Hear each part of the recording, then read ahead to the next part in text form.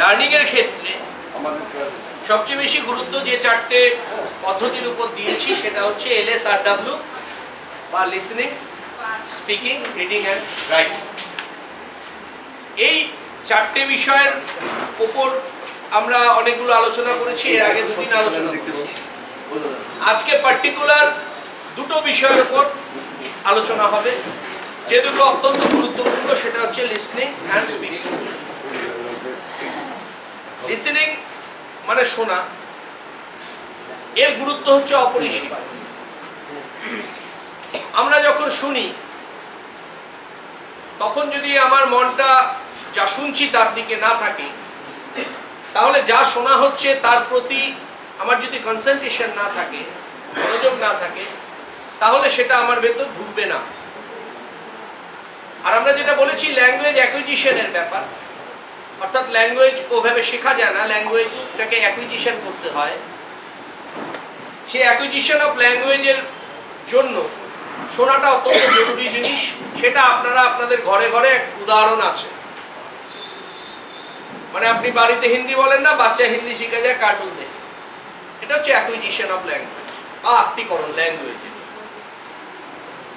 এটা শুধুমাত্র ওই লিসেনিং, শোনার ফলে হয়। বেশি বেশি শোনার অপশন তৈরি হয়, বেশি বেশি শোনার অপরচুনিটিস থাকে, সুযোগ থাকে, এবং সেই সুযোগ থেকে বাচ্চারা সেটা শুনতে শুনতে শুনতে শুনতে শেখে। ফলে একজন ইংরেজি মাধ্যমের বাচ্চা অনেক বেশি ফ্লুয়েন্ট হয়ে যায় ইংরেজিতে একটা বাংলা মিডিয়ামের বাচ্চাদের চেয়ে।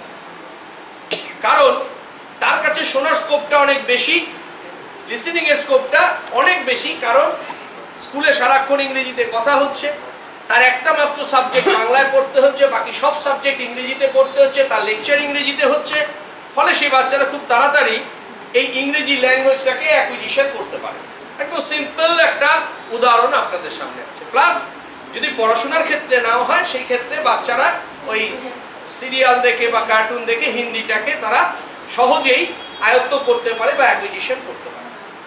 তাহলে আমরা আমাদের ব্যবহারিক জীবন বা সাধারণ জীবনযাপনের মধ্যে দিয়ে আমরা এটা বুঝতে পারছি যে লিসেনিং একটা শিক্ষার্থীর ক্ষেত্রে বা একটা বাচ্চার ক্ষেত্রে, যেটা আমরা বলছি পিরিয়ড অফ পিউবার্টি বা একদম জন্ম থেকে বয়স সন্ধিক্ষণ পর্যন্ত, বয়ঃসন্ধি পর্যন্ত, এই ক্ষেত্রে যেটাকে আমরা এর আগের দিন বলেছিলাম আলোচনার সময়, যেটাকে ক্রিটিক্যাল পিরিয়ড বলে, সেই ক্ষেত্রে সেখানে লিসেনিং হচ্ছে খুব একটা সাংঘাতিক এবং খুব গুরুত্বপূর্ণ একটা জিনিস বাচ্চাদের ল্যাঙ্গুয়েজ শেখার জন্য। ঠিক আছে, লাস্ট পর্যন্ত আপনারা শুনতে পাচ্ছেন তো? শেষ পর্যন্ত ঠিক আছে।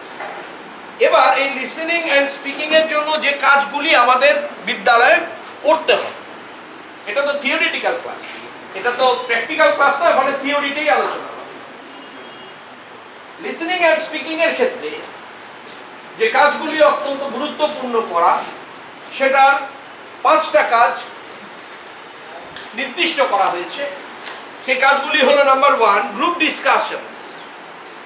গ্রুপ ডিসকাশনস মানে হচ্ছে একসাথে লিখে নিতে পারেন, নাম্বার 1 গ্রুপ ডিসকাশন, অর্থাৎ একসাথে সবাই মিলে একটা গ্রুপ করে নিয়ে সেই গ্রুপে একটা বিষয় নিয়ে ডিসকাস করবে বা পারস্পরিক আলোচনা করবে, এবং সেই আলোচনা থেকে যা উঠে আসবে সেটা বাচ্চারা ভালো করে শুনবে এবং শোনা বলা একসাথে চলতে থাকবে simultaneously. Number 1 group discussion. Number 2 paired activities. Paired activities means মানে যেটা যৌথ কাজ আর, অর্থাৎ কোন একটা ক্লাস, সেই ক্লাসে অনেক স্টুডেন্ট, এবার আপনি একজন টিচার, আপনার পক্ষে মেনটেন করা সম্ভব হচ্ছে না সমস্ত বাচ্চাদের সঠিকভাবে, আপনারা তাদের ছোট ছোট গ্রুপে ভেঙে দিলেন, পেয়ার করে দিলেন। সেই পেয়ারগুলোতে বা সেই জোড়াগুলোতে যৌথভাবে তাদেরকে একটা টাস্ক দিলেন বা কোনো একটা অ্যাক্টিভিটি করতে দিলেন। তারা সেটা করতে থাকলো, অবশ্যই সেটা লিসেনিং এর উপর, স্পিকিং এর উপর সেটা করতে দিলেন, সেখান থেকে একটা কিছু উঠে আসে। এটা হচ্ছে পেয়ার্ড অ্যাক্টিভিটিস বলছে। গ্রুপ ডিসকাশনের পরে আর একটা গুরুত্বপূর্ণ জিনিস লিসেনিং অ্যান্ড স্পিকিং এর ক্ষেত্রে, সেটা হচ্ছে এই যৌথ কাজ। Number 3 debate. ডিবেট মানে হচ্ছে বিতর্ক। ডিবেট মানে বিতর্ক, বাংলায় আমরা যাকে বলি বিতর্ক। বিতর্কের বিষয় বাচ্চাদের প্রচুর থাকে, একটা ক্লাসে বিতর্কের কোনো অন্ত নেই, বাচ্চাদের মধ্যে প্রচুর বিতর্ক থাকে। There are huge arguments, প্রচুর যুক্তি তর্ক বিতর্ক বাচ্চাদের মধ্যে থেকে যায়। তুই আমার এটা কেন নিলি, আমার খাতাটা তুই কেন নিলি, আমাকে কেন ওটা বললি না, আমি দিদিমণিকে নালিশ করে দেব, আমি স্যারকে বলে দেব, হ্যাঁ আমার এটা না, তুই ভুল করেছিস। এই বিতর্কটা প্রচন্ড পরিমাণে স্কুলগুলোতে থাকে, আপনারা জানেন। এবার বিষয় হচ্ছে নির্দিষ্ট একটা বিষয় বিতর্ক তৈরি করতে হবে আপনাকে, সেটা পরে ডিসকাস করছি। বিতর্কের বিষয়টা ডিবেট একটা পার্ট। নেক্সট পার্ট অত্যন্ত গুরুত্বপূর্ণ, এই 5টা পার্টের মধ্যে সবচেয়ে গুরুত্বপূর্ণ, সেটা হচ্ছে এলোকিউশন। এলোকিউশন মিন্স ELOCUTION, এলোকিউশন মিন্স বাগ্মিতা, বাংলায় বলে বাগ্মিতা। ELOCUTION, এলোকিউশন, এটার বাংলা হচ্ছে বাগ্মিতা। বাগ্মিতা মানে কে কতটা ভালো বলতে পারে, ক্যাপাসিটি টু স্পিক, বলতে পারেন যে কতটা ভালো বলতে পারে, তার বাগ্মিতাটা কতখানি, তার বাচনভঙ্গি কেমন, তার উচ্চারণ প্রোনাউন্সিয়েশন কেমন, সবটা মিলে হচ্ছে এলোকিউশন, বা যেটাকে বলছি আমরা বাগ্মিতা। ক্লিয়ার? আমি ডিসকাস করব, এই 5টা বিষয় ডিসকাস করব আলাদা আলাদা করে। আমি জাস্ট প্রথম বলে নিচ্ছি আপনাদের, 4টা হলো। নেক্সট লাস্ট যেটা, সেটা 5 নাম্বার, সেটা হচ্ছে এক্সটেম্পোর স্পিচ। এক্সটেম্পোর আপনারা মানে যেটাকে আমরা বলি তাৎক্ষণিক বক্তৃতা। তাৎক্ষণিক বক্তৃতা আমরা করি না, অনেক স্কুলে হয়, মানে একটা নির্দিষ্ট টপিক দিয়ে দেওয়া হলো, বাচ্চারা সেই টপিকের উপর 1 মিনিট 2 মিনিট 3 মিনিট তারা বলবে। এক্সটেম্পোর স্পিচ অনেক কম্পিটিশনও হয়, বড়দের কম্পিটিশনও হয়। এক্সটেম্পোর স্পিচ খুব যারা খুব ভালো বলতে পারেন, যাদের মধ্যে এলোকিউশনটা খুব ভালো থাকে, বাগ্মিতা ভালো থাকে, তারা নর্মালি খুব ভালোভাবে এই এক্সটেম্পোরে বক্তব্য রাখতে, তাৎক্ষণিক বক্তৃতা। এই হচ্ছে 5টা বিষয়। স্পিকিং, লিসেনিং অ্যান্ড স্পিকিং এর 5টা গুরুত্বপূর্ণ বিষয় হলো: number 1 group discussion, number 2 paired activities, number 3 debate, number 4 elocution, number 5 extempore speech. Clear? বুঝে গেছেন? হ্যাঁ, 2 নাম্বারটা পেয়ার্ড অ্যাক্টিভিটিস। আপনি প্রথমে না শুনলে কারো কাছ থেকে 5 থেকে দেখে নেবেন। এবার আমি একটু ডিসকাসে যাই বিষয়গুলো, কিভাবে আমরা ক্লাসে বাচ্চাদের কাছে উপস্থাপিত করি, কিভাবে এগুলোকে আমার ল্যাঙ্গুয়েজ অ্যাকুইজিশনের কাজে লাগাবো, এটা হচ্ছে এবার ডিসকাস করতে হবে আপনাদের সাথে। ফার্স্ট যেটা বলবো সেটা হচ্ছে group discussion. Number 1 group discussion. এই গ্রুপ ডিসকাশনের কিছু উপকারিতা আছে, বেশ কিছু উপকারিতা আছে। যে উপকারিতাগুলো হলো, দেখবেন গ্রুপ ডিসকাশনের ক্ষেত্রে দেখা যায় যে শিক্ষার্থী বা আমাদের স্টুডেন্টস যারা আছেন, তারা কি হয়, তাদের নিজের আওয়াজ, তাদের ভয়েস, মানে তাদের ভেতরের ভাবনা এবং তাদের যে মতামত, সেটা তৈরির একটা জায়গা হয়। মানে ধরুন আপনি একজন শিক্ষার্থীকে যদি ডাইরেক্ট কোনো কোশ্চেন জিজ্ঞেস করেন, এই তুই দা বলতো অমুক কাকে বলে, দেখবেন বাচ্চাটার মধ্যে একটা জিনিস কাজ করবে, একটু সে কনফিডেন্স লেভেলে তার যদি খুব ভালো না থাকে, সে সেই জানা সত্ত্বেও সেই প্রশ্নটার উত্তর আপনাদের কাছে দেবে না, আমাদের কাছে দেয় না। কিন্তু যখন একটা গ্রুপ ডিসকাশন হবে, গ্রুপ ডিসকাশনের মধ্যে যখন ওই প্রশ্নটা উঠবে, বাচ্চারা খুব তাড়াতাড়ি তার রিপ্লাইটা দিয়ে দেবে এবং তার মতামতটা সে রাখার চেষ্টা করবে এবং খুব জোরের সাথে। এটা হচ্ছে বলেছে গ্রুপ ডিসকাশনের প্রথম উপকারিতা। দ্বিতীয় উপকারিতা হচ্ছে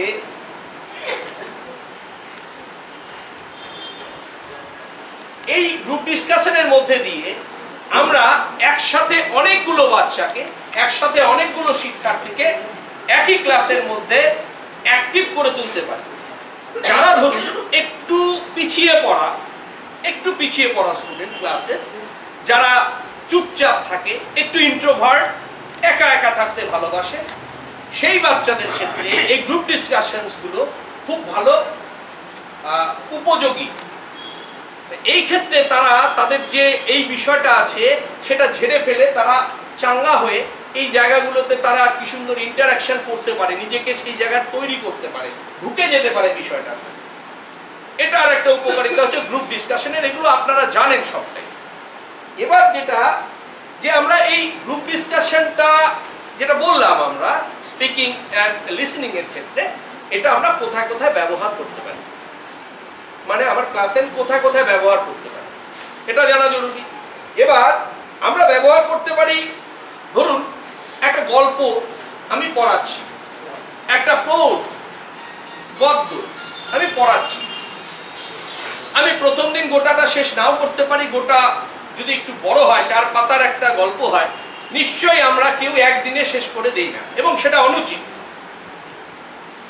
একটা প্রোজ আমি একদিনে শেষ করে দেব না, সেখান থেকে একটু গদ্যাংশ বা আমি যে পাঠটা নিচ্ছি কোনো একটা পাঠ্যাংশ, আমি কিছুটা অংশ আমি তাদেরকে প্রথম দিন যেভাবে হয় সরব পাঠ আপনারা জানেন, আমি দিলাম, কিছুটা কথা বললাম, আমি তাদেরকে পড়ালাম বা পড়ানোর চেষ্টা করলাম, যাই করি না কেন একটা অংশের পরে আমি সেই নির্দিষ্ট জায়গা থেকে আমি বাচ্চাদেরকে গ্রুপ ডিসকাশনের একটা অপশন দিলাম যে এই যে আমি প্রোজটা পড়ালাম বা যে গদ্যটা বা যে গল্পটা আমি পড়ালাম, যে স্টোরিটা পড়ালাম, এই স্টোরির ক্যারেক্টারগুলো যেগুলো আছে, চরিত্রগুলো যেগুলো আছে, এই চরিত্রগুলো নিয়ে একটু আলোচনা করো তোমরা। ব্যাপারটা বোঝাতে পারছি? ধরুন একটা গল্পের 3টে চরিত্র আছে, 3টে ক্যারেক্টার আছে, সেই 3টে ক্যারেক্টার নিয়ে একটু বাচ্চারা আলোচনা করবে, গ্রুপ ডিসকাশন করবে, যে ওই ক্যারেক্টারের ওইটা এই দোষ, ওর এটা ভালো, ও কেন ওই সময় এটা করলো, কেন ওই সময় গেল না, বা এটসেট্রা এটসেট্রা, এই বিষয়ে তারা আলোচনা করবে।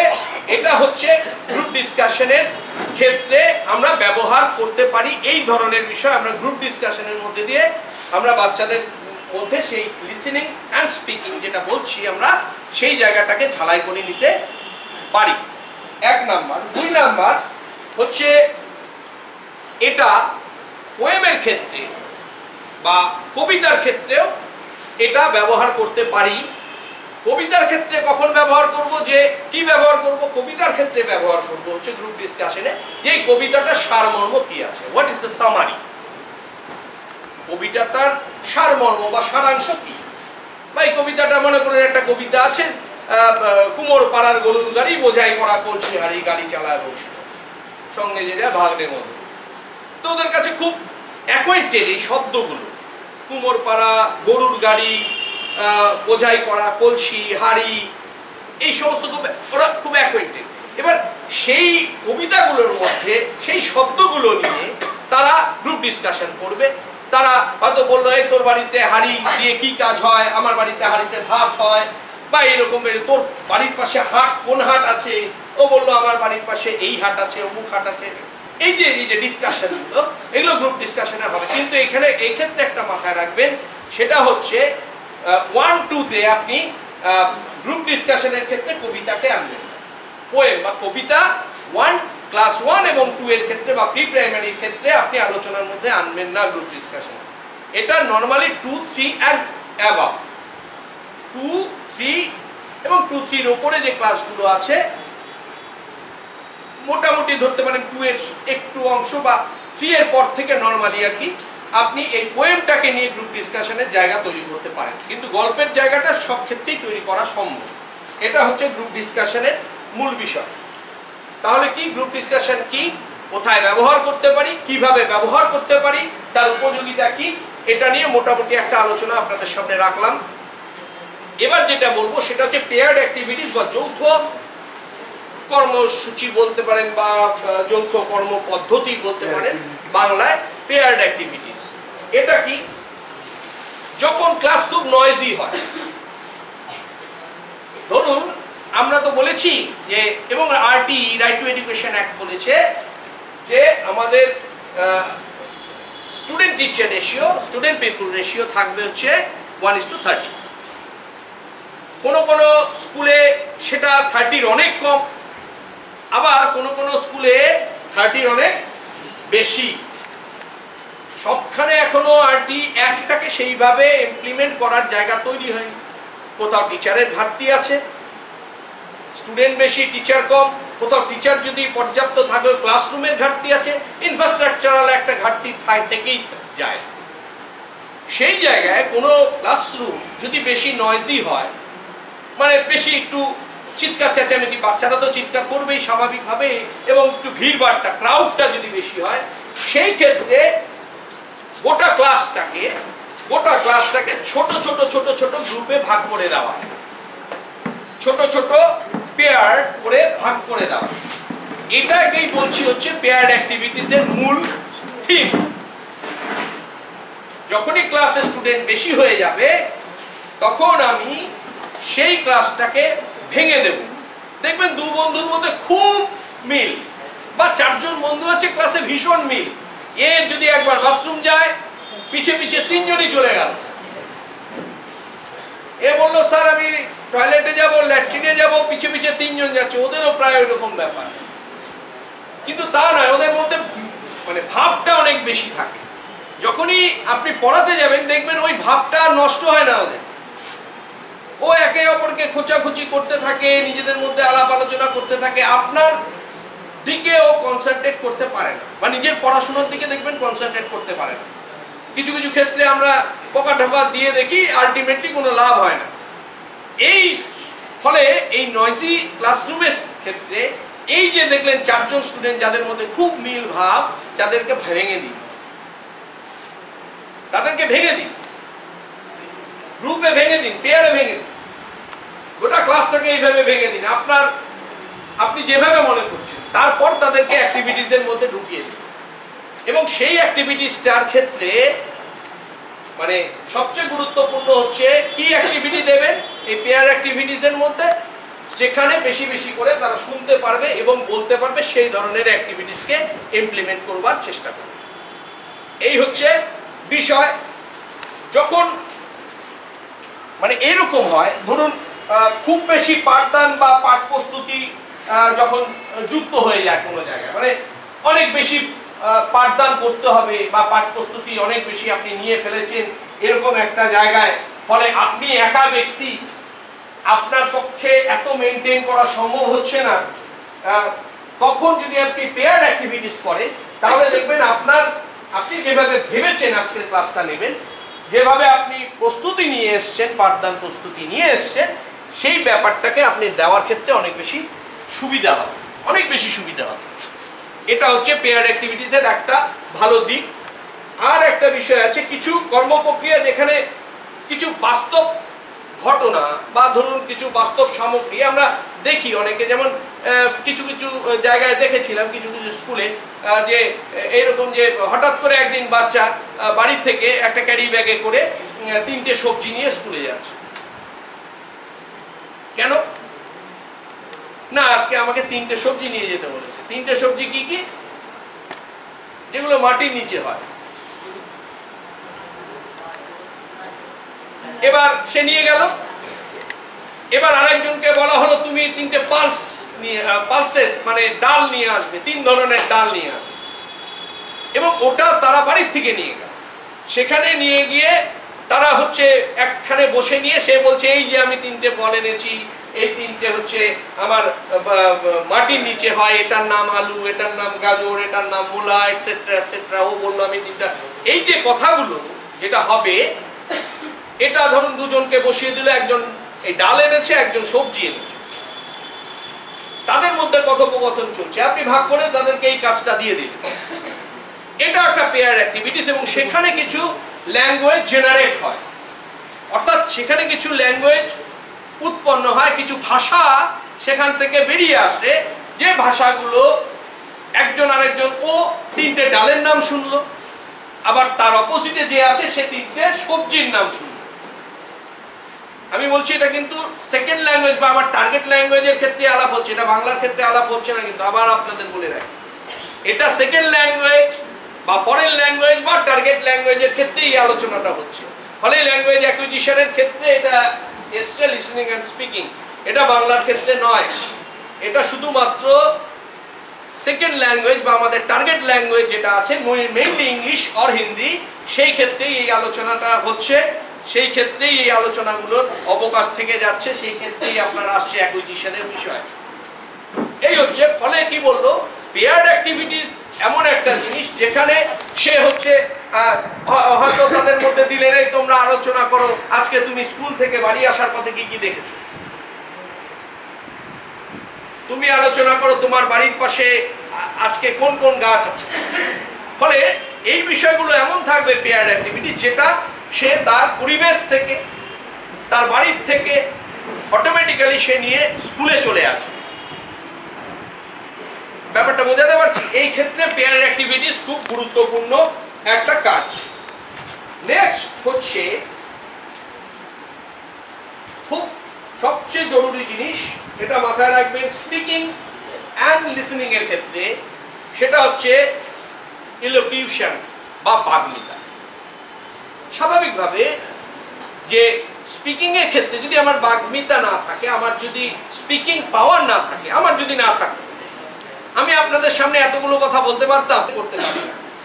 বাট একজন টিচারে, এখানে সবাই টিচার, একজন টিচারের সবচেয়ে বড় গুণ হবে তিনি কত ভালো বলতে পারেন।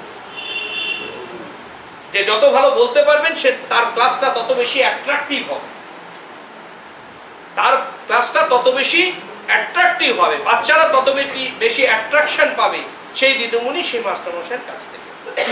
এর একটা জিনিস হচ্ছে যে যাকে বলছি আমরা ইংরেজি টার্ম ইলোকিউশন। কেমব্রিজ ডিকশনারিতে যেটা ইলোকিউশন এই টার্মটার যেটা মানে আছে সেটা হচ্ছে এই যে বাগ্মিতা হলো ইলোকিউশন বা গুরুত্বপূর্ণভাবে বা যত্ন সহকারে মানুষের সাথে কথা বলা, যেখানে উচ্চারণ হবে পরিষ্কার, শ্বাস প্রশ্বাসের যথোপযুক্ত ব্যবহার হবে এবং যা ভয়েস বা শব্দকে কন্ট্রোল করার একটা বিশেষ দক্ষতা হিসেবে দেখা হয়, সেটাকেই বাগ্মিতা বলছে। এখানে আপনাদের প্রথমে বলে রাখি যে এই সংজ্ঞাটার মধ্যে বা ডেফিনিশনের মধ্যে হোয়াট ইজ ইলোকিউশন, এর মধ্যেই লুকিয়ে আছে বাকি বিষয়গুলো। এখানে বলেছে এক যে পরিষ্কারভাবে কথাবার্তা বলতে হবে। পরিষ্কার মানে কি? আমি প্রথম দিন আলোচনার সময় বলেছিলাম যে আমরা জানি আমাদের রাজ্যটার নাম পশ্চিমবঙ্গ, কেউ অন্যভাবে নেবেন না, আবার বলছি কেউ অন্যভাবে নেবেন, কিন্তু অনেকে আছেন জানাশোনা সত্ত্বেও পশ্চিমবঙ্গ উচ্চারণ করতে আজ পর্যন্ত পারবেন। কি উচ্চারণ করেন? এই উচ্চারণটা বাচ্চাদের সামনে যদি করি, বাচ্চারা কি শিখবে? কোনো বাচ্চা পশ্চিমবঙ্গ বলা শিখবে কি? না। ফলে পরিষ্কার ভাবে কথা বলার অর্থ হচ্ছে আমার প্রোনাউন্সিয়েশন থাকবে ক্লিয়ার, আমার উচ্চারণ থাকবে একেবারে ঝকঝকে তকতকে, আমার উচ্চারণের মধ্যে কোনো ঘাটতি থাকবে না, আমি যা বলবো বাচ্চারা তা শুনবে। ফলে আমাকে অনেক বেশি সচেতন হতে হবে উচ্চারণের ক্ষেত্রে। এবং হচ্ছে যেটা বিষয় সেটা হচ্ছে স্পিচ মডুলেশন, যেটা বলি স্পিচ মডুলেশন, অর্থাৎ ভ্যারিয়েশন থাকবে গলা, টোনের ভ্যারিয়েশন, যেটাকে আমরা বলি আমাদের ভাষায় স্পিচ মডুলেশন। কি একটা কবিতা বলছি, কুমোর পাড়া করে করে বোঝা করে গাড়ি বলে দিলাম, শেষ হয়ে গেল। কিন্তু এটাই যখন আবৃত্তি করা হয়, যারা সুন্দর আবৃত্তি করে তারা কিচ্ছু করে না, তারা করে কোন জায়গায় শ্বাসটা নিতে হবে, কোন জায়গায় শ্বাসটা ছেড়ে দিতে হবে, কোন জায়গায় পিচটাকে হাই করতে হবে, কোন জায়গায় পিচটাকে লো করতে হবে। This is called speech modulation. এবং এই স্পিচ মডুলেশনের একটা গুরুত্বপূর্ণ যে কারণে বলছে বাগ্মিতা হচ্ছে সেই বিষয়গুলোকে মেনটেন করার চেষ্টা করুন।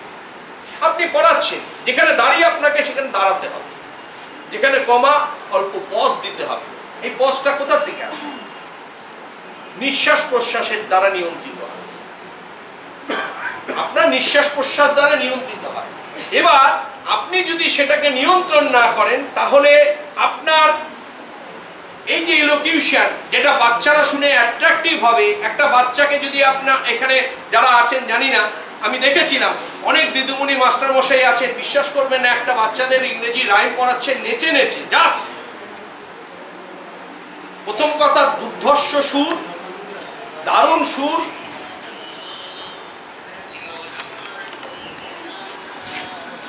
একটু পরে পরে আমি করছি, একটু পরে। দারুণ সুন্দর সুর প্লাস ওই পিচ মডুলেশন, অসাধারণ। ব্রততীর আবৃত্তি যারা শুনেছেন দেখবেন খুব সহজ একটা কবিতা বলছেন, কবিতাটা খুব সহজ কবিতা, সহজ ভাষায় কবিতা এমন ভাবে বলছেন দেখবেন আপনার গায়ে কাঁটা দিচ্ছে। কেন? Why? Just for speech modulation. কোথায় আসতে হচ্ছে, কোথায় জোরে হচ্ছে, কোন জায়গাটায় পিচটা হাই করা হচ্ছে, এই যে ফলে আমরা কি হয় গান যেমন শুনি ব্রততীর আবৃত্তি সেটা শুনছি একদম পিন ড্রপ সাইলেন্ট। অদ্ভুত একটা সময় ছিল আবৃত্তির সময় প্রচন্ড কেওয়াস হতো, কারণ তারপরে অর্কেস্ট্রা উঠবে। আর এখন দেখবেন আবৃত্তি যখন করেন ওই পেছন থেকে অনেক ভয়েস টয়েস দিয়ে মিউজিক দিয়ে যখন আবৃত্তি করেন মনে হয় সারাক্ষণ আবৃত্তিই শুনে যায়। এবং যারা আবৃত্তি করেন তারা এই বিষয়গুলো খুব মেনটেন করে।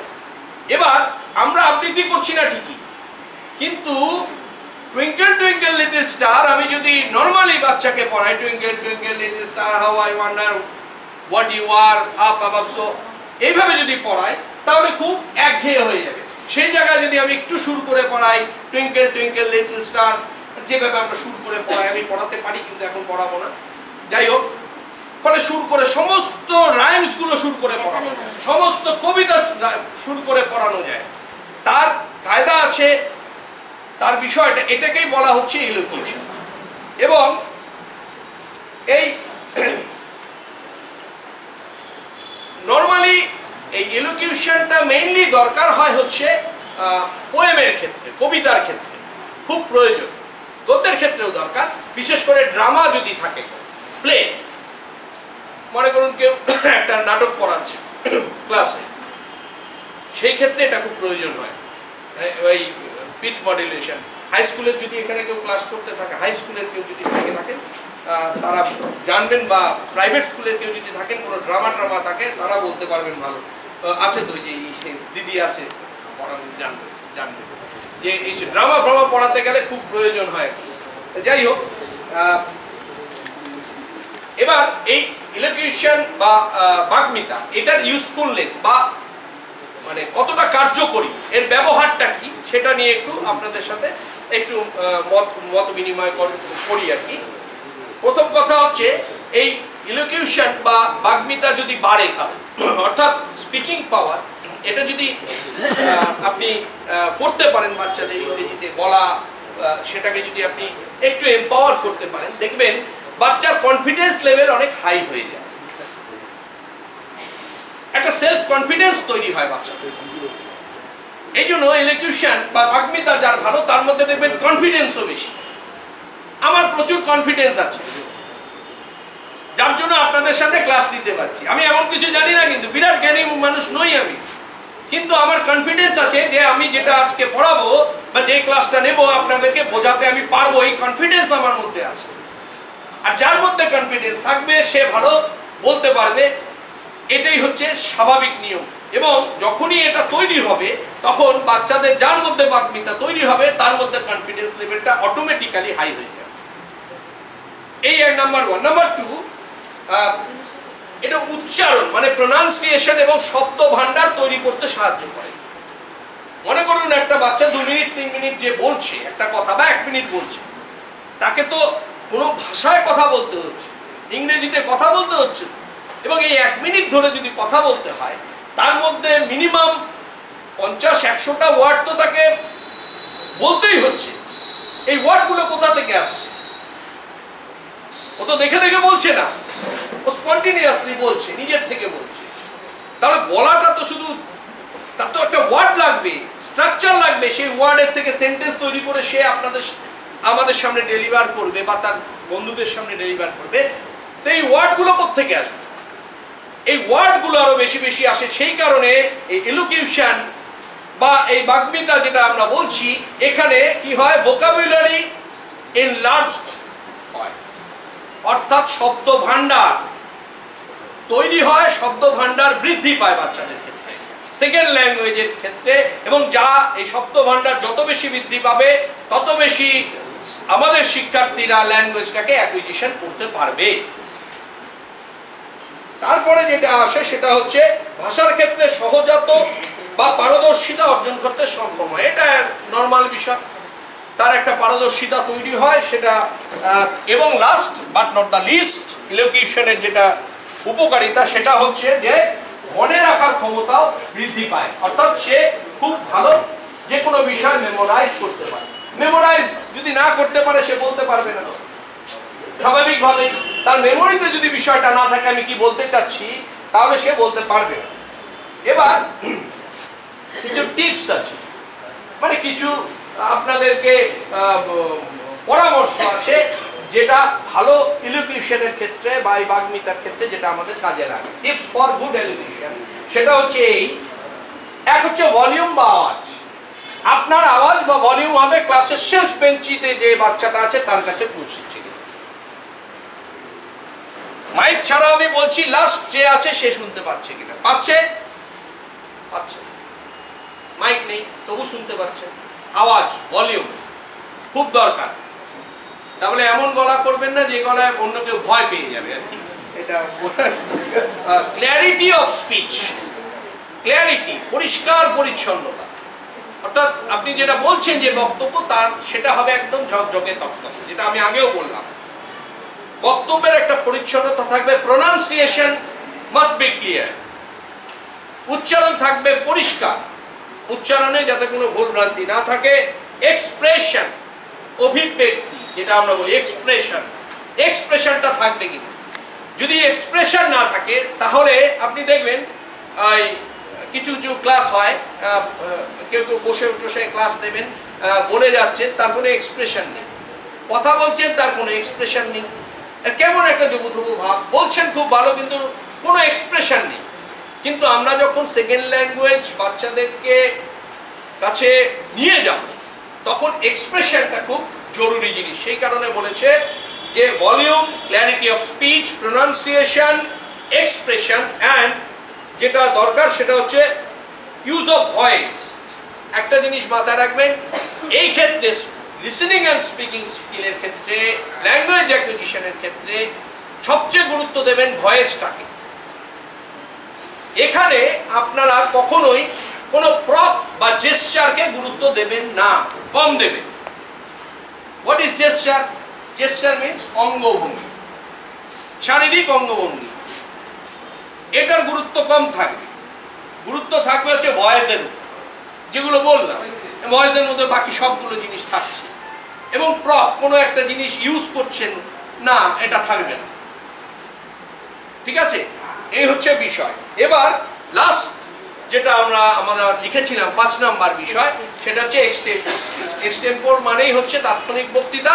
তাৎক্ষণিক বক্তৃতা মানেই আপনি কিছু এমন এমন বিষয় দেবেন যেটা বাচ্চাদের সাথে রিলেটেড এবং তাদের যে মান আর কি। এখন ক্লাস 1-এর বাচ্চাকে যদি আপনি ক্লাস 2-3 মতন কিছু টপিকস দিয়ে বলেন তোমাকে এটা নিয়ে বলতে হবে, এসে বলো, তাহলে তো সেই বাচ্চাটা পারবে না। ফলে বিষয় নির্বাচন করতে হবে সেই ক্লাসের কম্পিটেন্স অনুযায়ী, কম্পিটেন্সি অনুযায়ী, যে সে কোন সামর্থ্যে আছে, সে কোন কম্পিটেন্সিটাকে অ্যাচিভ করতে পারে, সেটা বুঝে নিয়ে বিষয় নির্বাচন করে এক্সটেম্পোর করতে পারেন। এবার তাৎক্ষণিক বক্তৃতার নিয়ম, আপনারা কিছু চিরকুট রেডি করলেন, তার মধ্যে কিছু বিষয় লিখলেন, দিলেন, তারা একটা করে তুললো, কিছুক্ষণ ভাবলো, তারপর 2-3 মিনিট বা 2 মিনিট তারা এসে বলল। আপনি সেটা একটা প্রতিযোগিতার মতো করলেন, যে ফার্স্ট হলো তাকে একটা প্রাইজ দিলেন। এটা করলেও কিন্তু এই যে স্পিকিং স্কিল যেটা বলেছি আমরা, এটা কিন্তু মারাত্মকভাবে হাই হয়। শুধু তাই নয়, যখন একটা বাচ্চা বলছে, স্পিকিং করছে, আর একটা বাচ্চা শুনছে, তার লিসেনিং পাওয়ারটাও এনকারেজ হয়। ব্যাপারটা বোঝাতে পারলাম? এবার ঘটনা হচ্ছে এই এটাও করতে পারেন যে ধরুন এরকম আপনার ক্লাসরুম সিচুয়েশন এটা আছে, যে বাচ্চাগুলোকে আপনি সঙ্গে সঙ্গে বলতে দিলে, 5 মিনিট ভেবে বলতে দিলে তারা বলতে পারছে, হতেই পারে। সেই ক্ষেত্রে আপনারা কিছু বিষয় নির্ধারিত করে দিলেন, তাদেরকে বললেন তোমরা এটা 2 দিন 3 দিন পর এসে এখানে তোমার 1 মিনিট কিন্তু তোমাকে বলতে হবে, সেটাও হতে পারে। শর্ট স্পিচ দিতে হবে, একটা দিতে হবে, তোমার হচ্ছে এই বিষয়ের উপর বলতে হবে। অনেক জায়গাতে এই বিষয়গুলো দেওয়া হয়। তারা আসবে, রেডি হয়ে আসবে, এসে বলবে। এই একটা বিষয়, এটা হচ্ছে এক্সটেম্পোর একটা বিষয় বললাম। মোটামুটি যেটা আলোচনা, যে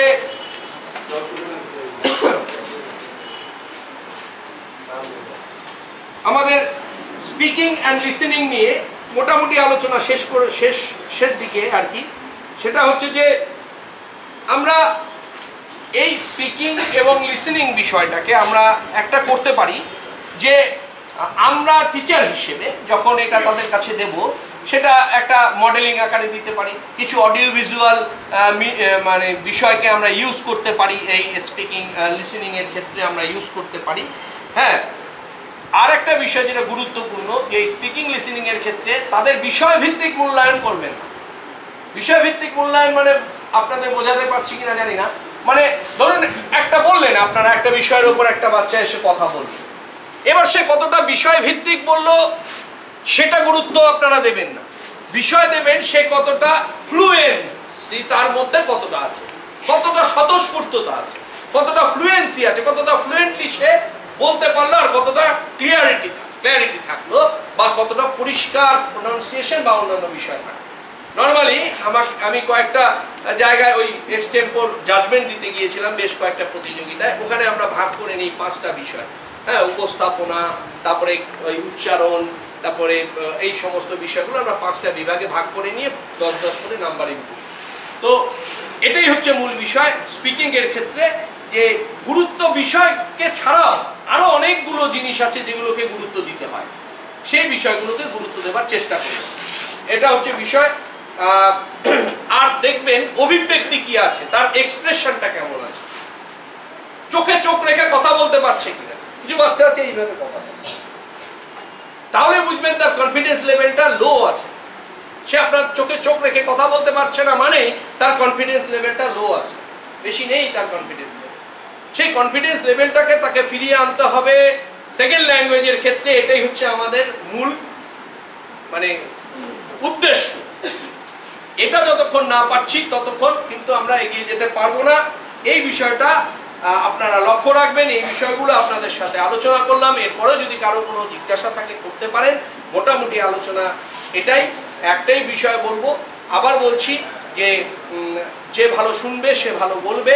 এবং আপনারা, আমরা যারা আছি, আমরা যারা ক্লাসগুলো নেই, আমরা যারা বাচ্চাদের সাথে প্রতিদিন একসাথে থাকি, আমরা চেষ্টা করব আগে নিজেদের যে ঘাটতিগুলো আছে, বিশেষ করে প্রোনাউন্সিয়েশনের ক্ষেত্রে বা উচ্চারণের ক্ষেত্রে যে ঘাটতিগুলো আছে সেকেন্ড ল্যাঙ্গুয়েজের ক্ষেত্রে, সেই ঘাটতিগুলোকে দূর করা। প্রয়োজনে ডিকশনারির সাহায্য নিতে পারেন। এখন মোবাইলে ডিকশনারি আছে, মোবাইলের ডিকশনারিতে আপনার স্পিকার অন করে দেবেন, মোবাইল ডিকশনারিতে স্পিকার অন করে দেবেন, তার প্রোনাউন্সিয়েশন বলে দেয় পরিষ্কার। আছে কারো কাছে এরকম ডিকশনারি আছে? এখানে আছে, দেখবেন যে মোবাইল আছে, মোবাইলের মধ্যে টাইপ করলেন এবং পাশে একটা স্পিকার সাইন দেওয়া আছে, ওটা ক্লিক করলে তার প্রোনাউন্সিয়েশনটা কি হবে সেটাও বলে দেয়। এগুলো ইউজ করুন।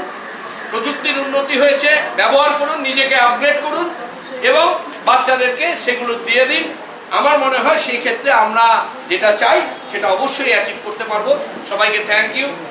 ভালো থাকুন, সুস্থ থাকুন, ভালো থাকুন। আমার যদি এই স্টেজ ভীতি থাকতো, এখানে দাঁড়িয়ে কথা বলার ভীতি থাকতো, আমার হাত পা কাঁপতো, এই মাইক্রোফোনের সামনে আমার যদি গলাটা কাঁপতো, বলতে পারতাম, জানলেও বলতে পারতাম। এখানে